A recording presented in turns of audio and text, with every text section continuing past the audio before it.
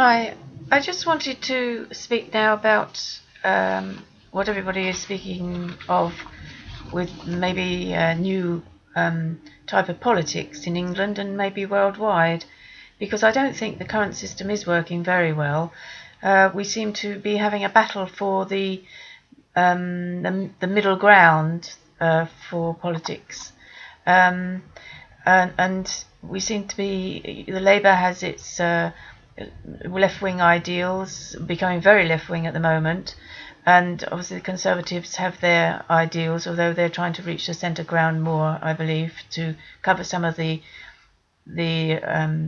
areas that Labour normally cover, and becoming more centre, as they say. But what I feel very strongly is that the parties try and provide opposing views, and they're not always views or policies that are going to be good for England, and yet they try and keep themselves separate, so they're different. When I think there must be really a good and right way for us to go. There shouldn't be this way or that way.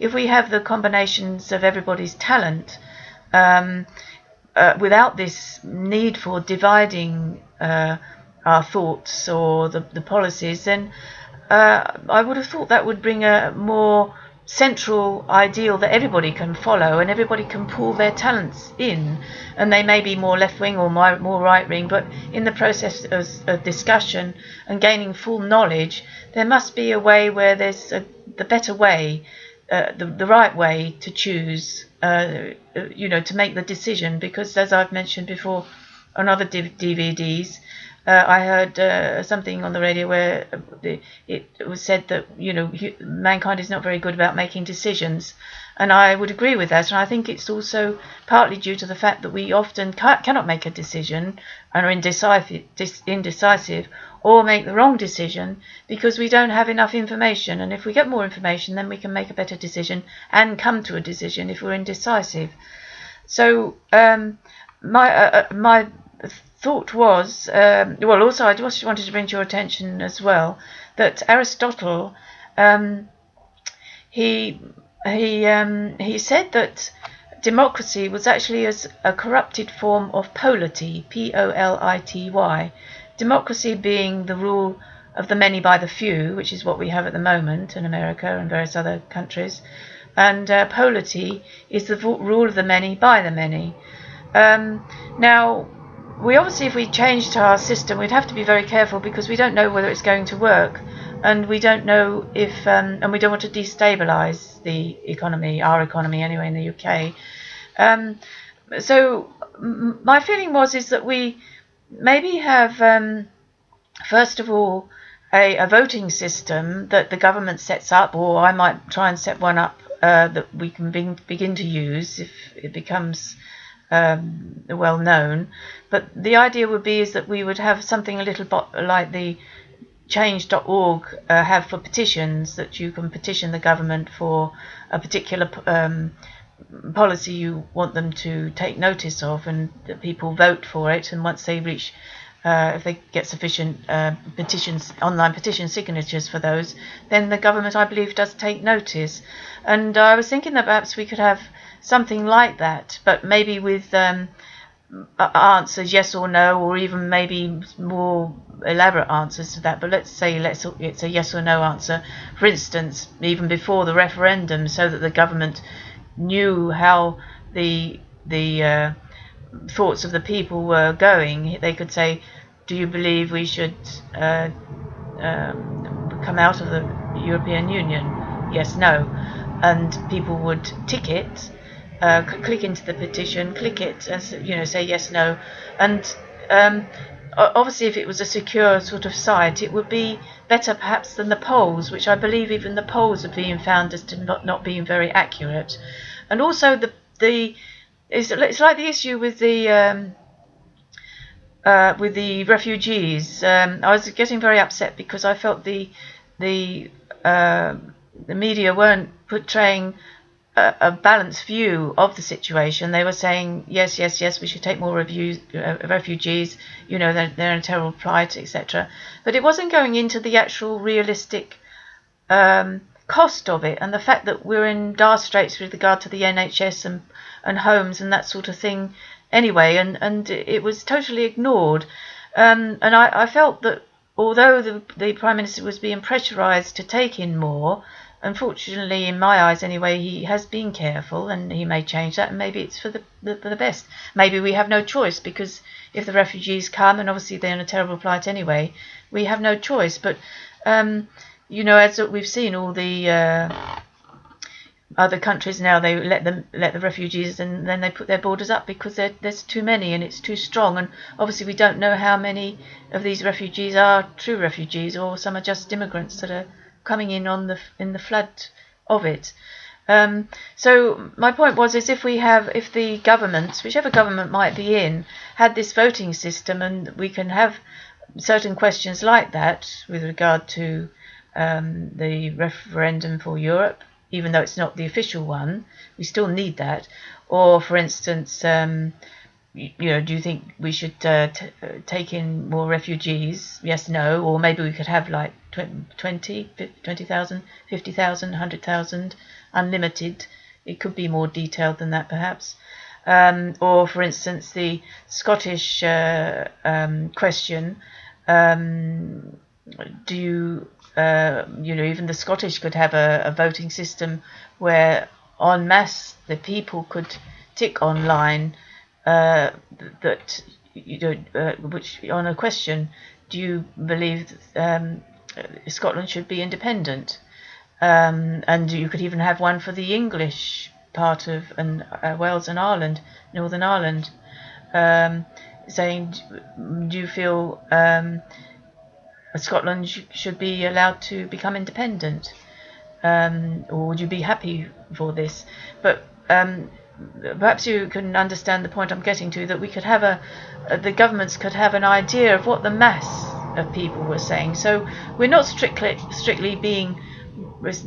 the many being ruled by, many ruling the many by the many, but at least the masses will be able to have a means of voting and indicating to the government what we're all feeling about an issue, because we can't wholly rely on the media, because they do sometimes, not always, give us unbalanced view of the situation, be it intentionally or otherwise. I'm not necessarily saying that. They do a very good job most of the time, in a very, you know, often putting their lives at risk. So, and also in addition to that, I think perhaps maybe more MPs should stand as independents with their own website, because I don't believe it costs a great deal of money to be an independent MP. And if you manage to get a support around you, then, and it becomes established that is the way the politics is going, perhaps there are more out there that would try doing that. If I was a little bit younger and had more ability, I possibly would do that myself. But I think you know, that there's possibly something that we could do, and also perhaps we could have, in addition to this, when the government, if we had a election along these lines, and then at some point, maybe not the first one, but at some point, the independents could provide their own policies, or be loosely affiliated to the left or right policies. You know, if there were two set policies that generally the election was going to be on, then they could be loosely affiliated to those, and then if they want to add their own one, they could. And then once all the MPs are elected, be they independent or still part of a party, if they wanted to be part of the party, then the Prime Minister, then out of all of those elected MPs, they cast a vote as to who they want to have become the Prime Minister, which can be out of any of the parties. and be they independent or part of the party. And then after that, the Prime Minister can choose for his cabinet out of any of the MPs that have been elected. So the talent of all these MPs is not wasted. It's not a case that the MP, the Prime Minister that's been elected, cannot choose from the left-wing party, for instance. If, he may not still want to do that, but he could still utilise the talents of that individual in that party if he wanted to. And obviously he'd have all the independents that he could choose from as well as from his own party. Now, obviously, it may not work perfectly the first time, but we could perhaps start working towards that by setting up the voting system, online voting system. As I say, I will try and set one up myself, but the government could also set one up that is more secure perhaps than I could do and could be relied on more so. And obviously we can maybe in the next election have more independents standing as MPs, and then see how that goes, and we could see what happens after that with regards to the election of the Prime Minister. Or perhaps we have whatever Prime Minister is the leader of the party, but he can still choose out of the Labour or the Independents, as I say, depending on how many independents and how it worked, how successful it was. The other thing I was thinking too also is that we could also have a new system where we have SMMPs, meaning social media MPs, who also must have a website. For instance, I could stand for one, and maybe I'll be the first one. Let's say I have a website, www.acertainbattle.com. Obviously, that's linked to my focus, which is about establishing what the true message of God is, so that we can gradually eradicate the discord in societies and in the world with regard to the wars, because I do believe that can be done. But obviously, if you have an independent MP that's an SMMP, social media MP, they would have a website that was more geared to their political ideas, who they are and what they hope to achieve. So we could also start to doing that even now. So, I'm the first one so far. With regard to the MPs that we have at the moment, I do feel that I was surprised when the MPs that we currently have are allowed to have a second job, because it seems that they don't pay as much attention as I had thought they were in doing the job of an MP, and surely that is job enough. And if they're doing other jobs and work, which they're not being monitored for, they could be working very little as an MP. When I've been involved with others, when they've tried to contact the MP, it's been quite difficult getting a meeting with them. And I don't feel a second job is the right thing to do, but I do think they should be paid well, what they are on, or maybe even more, because I did read a book recently, this one, The Future of Everything by Patrick Dixon. He invites, he's employed by, The Future of Almost Everything it's called. He doesn't predict the future, but he advises what the future might hold for governments, in order to help them to make decisions for the future. So, he covers everything in this. But it's interesting to read, because you see how the governments are looking towards the future to see how they can deal with issues. And he mentioned in here that there's a likelihood that as politics becomes more discordant and having less power, because we're all losing our sovereignty, I think it was along those lines, but he was saying at least that because there won't be so much power or involved or that you can do while you're in politics, then the quality of the politicians will reduce, and more people will go into politics that are not so well qualified. And I don't think that's, I wouldn't like that to happen. So I do feel that they should be paid well, maybe even more than what they're being paid now as time goes by, so that we place a value on them. But it is their only job. And then obviously when they've, if they want to go out and earn more, because obviously if they're very clever, they can earn millions, I think, now doing a variety of other jobs. But if they've chosen to work for the public benefit, then there's time enough for that for them after they finish their public work. Maybe they want to stay in politics for 5 or 10 years, maybe longer.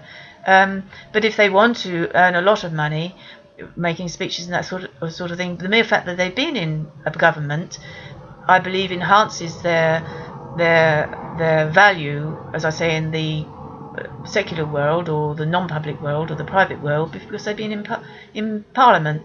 So but in the meantime, when they're an MP, they should only work as an MP, and that is their job. But I say we should pay them well, because obviously people who are very clever and have great talents, by chance, but by hard work as well, because they do have to work to study and that sort of thing. And obviously when they have a position in Parliament, they also have to work quite long hours, I believe. And we need to reward people for that as well. Otherwise we won't get people of quality that will make the right decisions for us, and it's very important for the country. So I think we should go along those lines as well.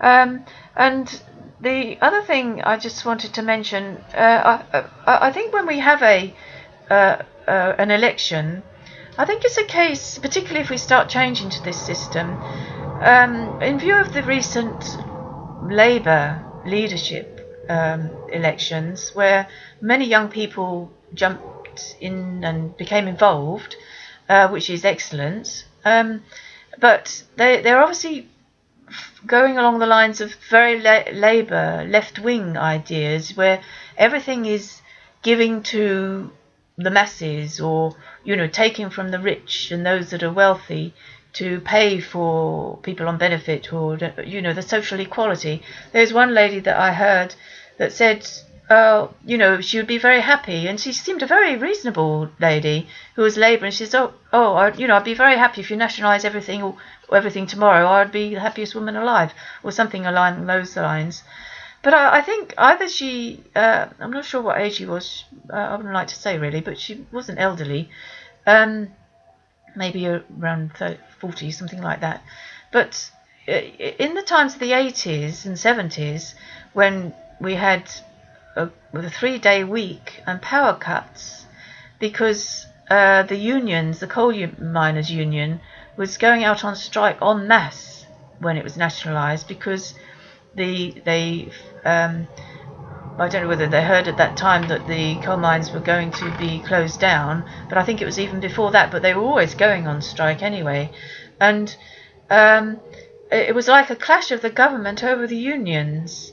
And then I think it was in the 80s, we had Margaret Thatcher came in, and they again went on strike. And I think it was at that time that they had some leak that the coal mines were going to be closed down. But they were being closed down, and have closed down, because it wasn't sustainable to keep them running, and due to the fact that coal is now bad for the environment. So they couldn't change it. So all they did is lost a lot of money, and for the country, over maybe 20 years with both these incidents that occurred. And it was all based on left-wing policies. And I think the younger generation didn't experience that, haven't read about it probably, and are just hearing about, yes, let's give to the poor, let's give to those that are not able to help themselves, etc. So the social awareness. But the thing is, if we don't have the entrepreneurs, the people that set up businesses, and those that make jobs for us all, there won't be any money or taxes anyway. So there has to be a balance. And I think in any election, there has to be maybe a central website again that's an unbiased one, or maybe a short clip, of maybe 10 or 15-minute clip of putting forward what the just a general idea of what the policy of the Conservative policy is, because I think it's based on certain people, that their writings, and also what the Labour policy is, and what writings and what theories it's based on. Because my perception is that, and I'm generally what you'd call a floating voter, is that if you spend too much money and spend it on benefit, and too much in giving, eventually there is no money there. It's common sense, I would have thought, and I think, to my eyes anyway, my perception is that Labour is a watered down version of communism, and communism again, which again the young weren't aware of, before the Cold War stopped. Again in the 70s and 80s, and obviously since the World War, 1945 really, the Russian people, most of the time we would keep hearing, had empty shops with no food in them, no job. Well, I think they all had a job, but there was no food in the shelves, and they were very poor. They were oppressed. Art and writings and that sort of thing, and anybody creative were sent to Siberia, and they weren't allowed to speak out clearly. Now, we recently had the Labour election, and everybody is obviously a little concerned about that. But there are people that, the new Labour leader has, Mr. Corbyn, has got lots of support now, but there are many uncertain about it, maybe because of my own feelings about it as well. Because if he's talking about nationalising the railways or other things, we're going to go back to strikes. I mean, maybe perhaps there is a case for nationalising some of our industries, the water, the electricity, perhaps, although, they're all private now and it would be very costly to revert that. And then maybe we might have strikes again, because often the water board, for instance, we would hear of, 5 poor people coming to do one job, and that doesn't work either. But again, if we had this voting system where the masses could vote online about an issue, about nationalisation, if, for instance, Mr. Corbyn brought out the idea that he wanted to nationalise the railways, and we could have an secure internet polling, Polity polling, where he has a question, should we nationalise the railway? Yes, no. And then he would know, and the public could also view the figures, and the government and all MPs, to see what the public, what the public's view is. Obviously, we need to sort out who could register for that, and how because we'd need to have maybe an age limit or similar on that, or they would have to have they would have to be on each polling issue a for and against, a little video clip, maybe the for and against of what would happen either way, and what the idea was for it, so that the people could vote with some knowledge. But again, if it's taken seriously, then I realise there are things even I've thought about that needs to be clarified to make sure it works properly.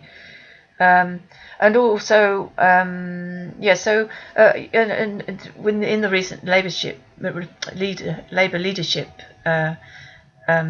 election, when he was elected, they did sing "Keep the Red Flag Flying Here," which is associated with Russia, I believe.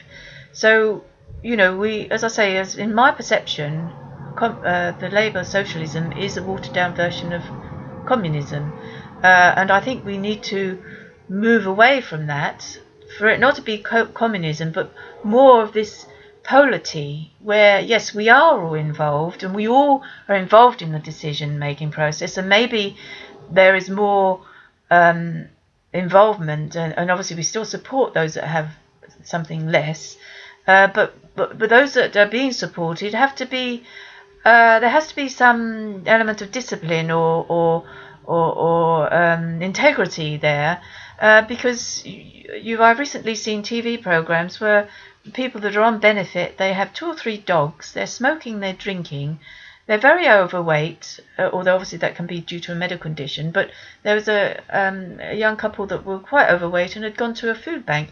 Now, it's often been my belief that people who go to food banks, it's not because they're poverty stricken, it's because they don't budget, and they don't, and they feel that they don't, that they have rights to living a life that everybody can live, even if they were working out there, were earning 20,000. And even when you're earning 20,000, you can't necessarily a year, you can't necessarily afford even one dog, or that many cigarettes, or that much drinking, because by the time you paid your rent and your council tax and all this sort of thing, and food, there isn't very much left. And not many people are earning more than 20 or 25,000. Some maybe 15 or 16, and that's only just manageable. So I do think it should be prohibited, actually, that if you're on benefit, you don't have a dog.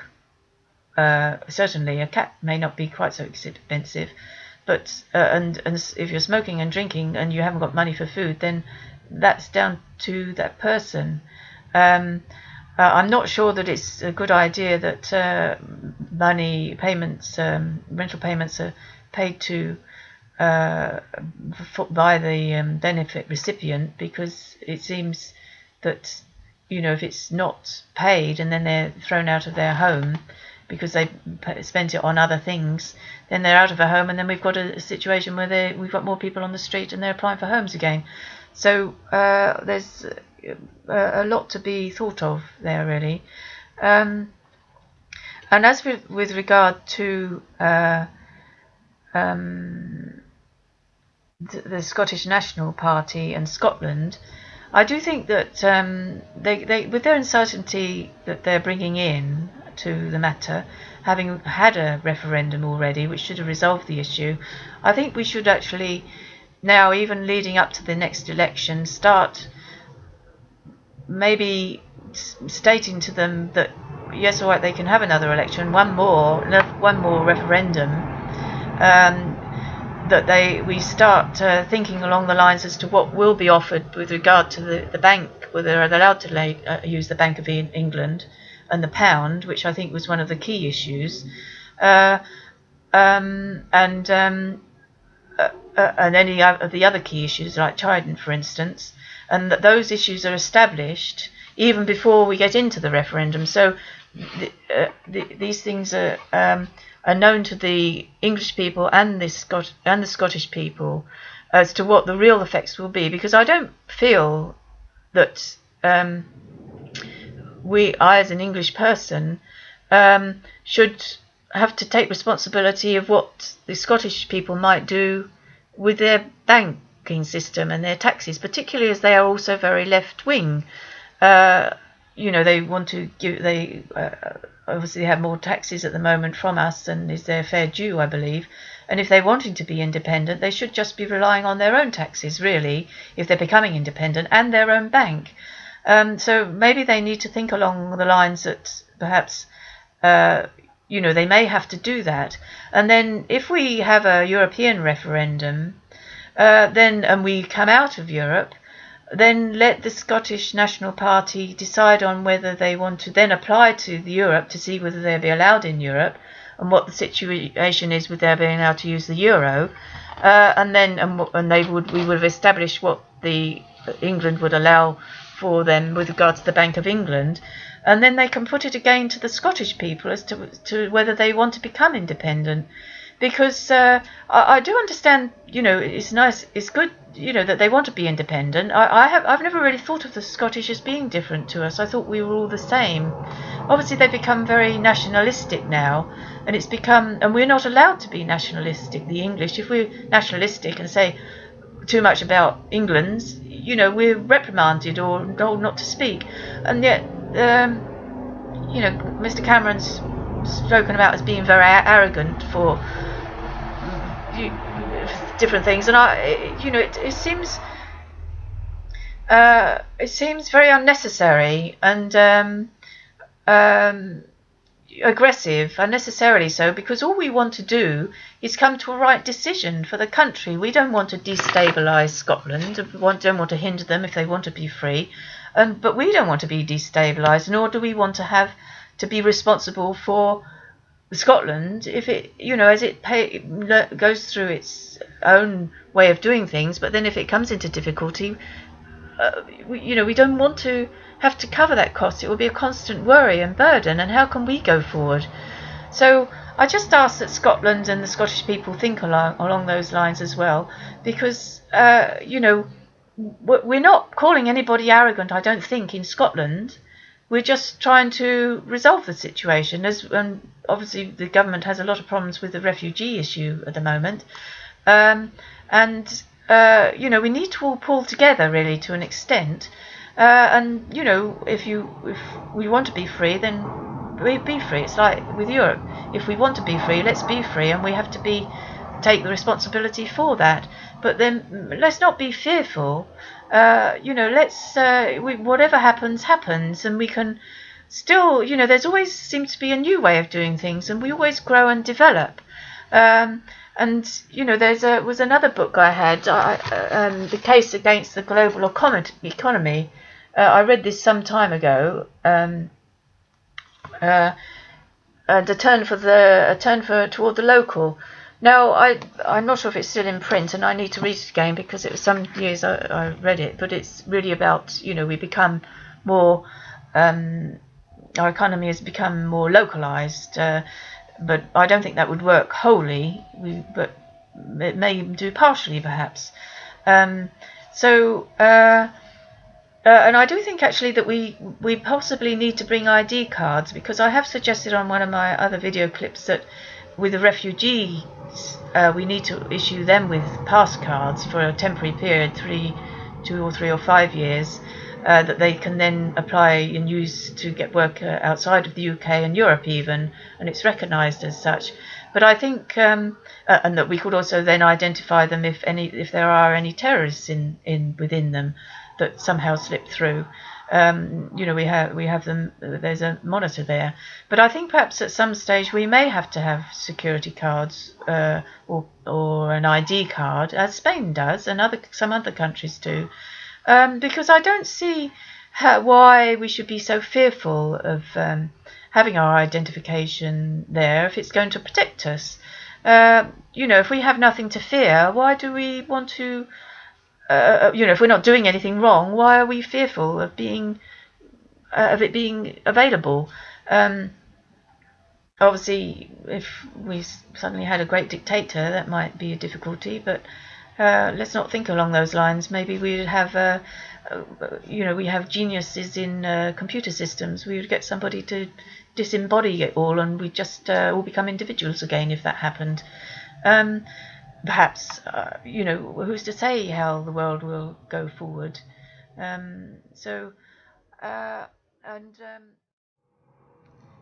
just wanted to read something that President Putin sent out as an open letter, I believe, around 2013 with regard to Syria, because I think we have got the wrong impression with regard to his politics and his attitude towards the West, and we all view him and President Assad and maybe Iran and other countries an unbalanced view, and yet they're only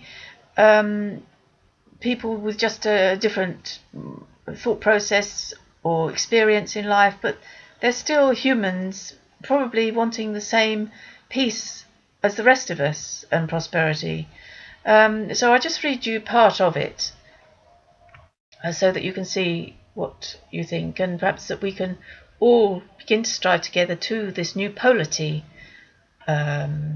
politics, where the masses, even throughout the world, can vote, either on individual nations' issues and on international issues as well. For instance, with the refugee crisis, we could all be voting perhaps on how to resolve the matter and putting forward ideas for the benefit of all, because certainly Syria seems to have had in the past a lot of problems, even as Iraq did. And we need to come together afresh, with new ideas. Everyone is saying we need new ideas. But this is what he said, part of it. No matter how targeted the strikes or how sophisticated the weapons, civilian casualties are inevitable, including the elderly and children, whom the strikes are meant to protect. The world reacts by asking, if you cannot count on international law, then you must find other ways to ensure your security. Thus, a growing number of countries seek to acquire weapons of mass destruction. This is logical. If you have the bomb, no one will touch you. We are left with talk of the need to strengthen non-proliferation, when in reality this is being eroded. We must stop using the language of force and return to the path of civilized, diplomatic and political settlement.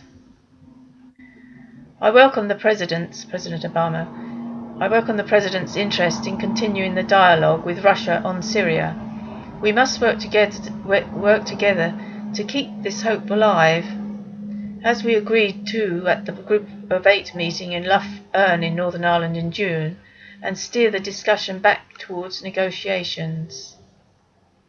If we can avoid force against Syria, this will improve the atmosphere in international affairs and strengthen mutual trust. It will be our shared success and open the door to cooperation on other critical issues. My working and personal relationship with President Obama is marked by growing trust. I appreciate this.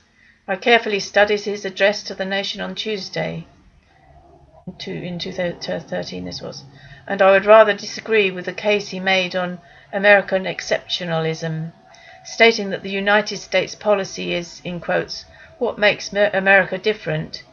It's what makes us exceptional. Close quote. It is extremely dangerous to encourage people to see themselves as exceptional, whatever the motivation. There are big countries and small countries, rich and poor, those with long democratic traditions and those still finding their way to democracy. Their policies differ too. We are all different, but when we ask for the Lord's blessings, we must not forget that God created us equal.